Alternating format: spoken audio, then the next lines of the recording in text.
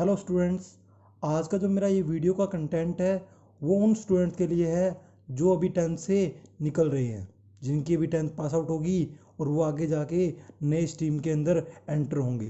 तो वो किस स्ट्रीम में जाके अपना कैरियर डिसाइड करें, इसके लिए मैंने ये स्पेशल वीडियो बनाई है। अब एक बात करते हैं कि हमारे पास स्ट्रीम्स है कितनी। हमारी बात करें स्ट्रीम्स की तो हमारे पास 4 स्ट्रीम्स है। या तो बच्चा साइंस में जा सकता है, या आर्ट्स में, या कॉमर्स में, या एग्रीकल्चर में। अब वो इनमें से किसके अंदर अपना कैरियर डिसाइड करे, कौन सी स्ट्रीम उसके लिए बेटर है और उसके पास उस स्ट्रीम में क्या ऑप्शन है, आज हम इसकी बात करेंगे। अब अगर अपने नॉर्मली बात करें भी बच्चा टेंथ के बाद डिसाइड करता कैसे है, तो मैंने ज़्यादातर ये देखा है कि बच्चा जो है वो स्ट्रीम का सिलेक्शन अपने फ्रेंड्स के अकॉर्डिंग करते हैं। भी मेरे फ्रेंड ने साइंस ले ली तो मैं भी साइंस लूँगा, या मेरा वो फ्रेंड जो है वो कॉमर्स में चला गया तो मैं भी कॉमर्स लूँगा। यानी उसका स्ट्रीम चूज़ करने का जो तरीका है वो फैमिली या फिर फ्रेंड्स के अकॉर्डिंग है। उसमें उसका खुद का क्या इंटरेस्ट है, इस पे बहुत कम बच्चे फोकस करते हैं। अब इससे नुकसान क्या है, पहले नुकसान की बात करते हैं।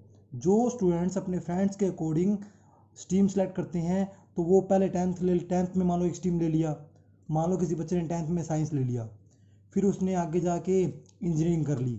अब उसका इंटरेस्ट है या नहीं है, उसका एम डिसाइड है या नहीं है, वो उसने इंजीनियरिंग करके बीटेक करके घर वालों के अपने 3-4 लाख रुपए इन्वेस्ट करके लास्ट में वो बैंकिंग लाइन में आके सेट हो जाता है।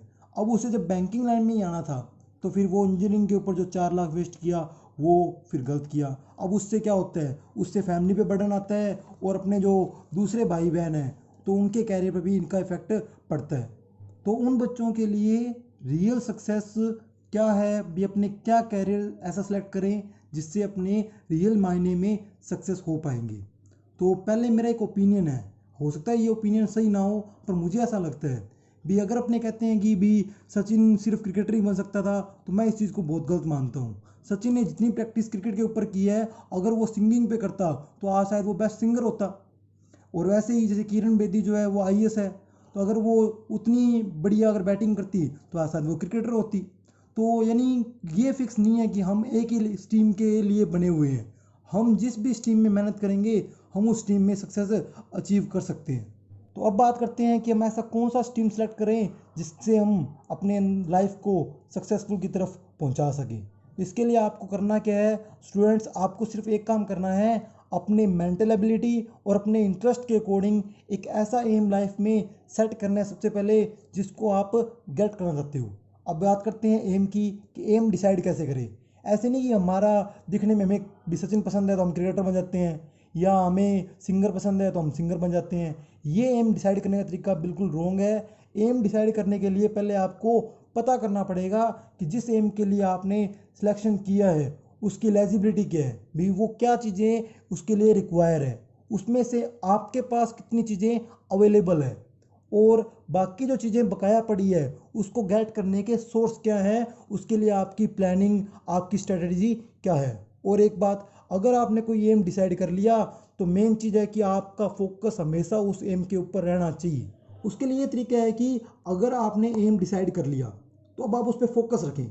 अगर आपको वो एम अचीव नहीं हुआ तो कोई बात नहीं, आपको उस एम का जो रास्ता है, पाथ जो है, आपको वो पाथ पता है तो आप उस एम के अच्छे गाइडर बन सकते हो। जैसे आपने देखा होगा जितने भी बड़े बड़े आरएएस के, आईएएस के कंपटीशन एग्जाम के जितने भी इंस्टीट्यूट चल रहे हैं, उनके जो ओनर्स हैं, उनके जो टीचर्स हैं, उनकी जो टीम है, वो सारी की सारी उसी लाइन की होती है। जैसे एक नॉर्मल सी बात करते हैं, अगर आप टेंथ के बाद या ट्वेल्थ के बाद अगर आप जाते हो किसी जेई की या नीट की तैयारी करने, तो वहाँ जो आपको टीम पढ़ाएगी वो सारे उसी फैकल्टी के, उसी स्ट्रीम के बड़े बड़े ज्ञाता होते हैं। क्यों? क्योंकि वो उस लाइन पे गुजरे हुए हैं। हो सकता है वो सक्सेस नहीं हुए होंगे। जैसे नॉर्मल सी बात करते हैं, मान लो कि मैं एक मेडिकल या नॉन मेडिकल का एक स्टूडेंट हूँ, तो मैंने नॉन मेडिकल में 3 सब्जेक्ट पढ़े हैं, फिजिक्स, केमिस्ट्री और मैथ। मान लो कि मेरी फिजिक्स स्ट्रॉन्ग है, मेरी केमिस्ट्री और मैथ स्ट्रॉन्ग नहीं है, तो क्या हो गया, मैं फिजिक्स के अंदर एक बढ़िया टीचर बन सकता हूँ। तो आप दिमाग में एक बात फिक्स करें कि अगर आपका एम अचीव नहीं हुआ तो हम उस एम के या हम उसके अंदर एक गाइडर की जो भूमिका है वो अपने अदा करेंगे, उससे भी अपने लाइफ में सक्सेसफुल बन सकते हैं। अब मैं आपको एक बात बोलता हूँ कि आपने जो टारगेट डिसाइड किया है, पहली बात तो उस पर पूरा फोकस करें कि हमने वो टारगेट अचीव करना है, और नहीं अचीव हुआ तो सेकंड ऑप्शन है गाइडर का, कि हम उस वाले ट्रैक के हम अच्छे गाइडर बनेंगे, और हमें ऐसा गाइडर बनना है कि आपके इक्वल कोई दूसरा गाइडर ना हो। तो ये रियल मायने में सक्सेस ही है।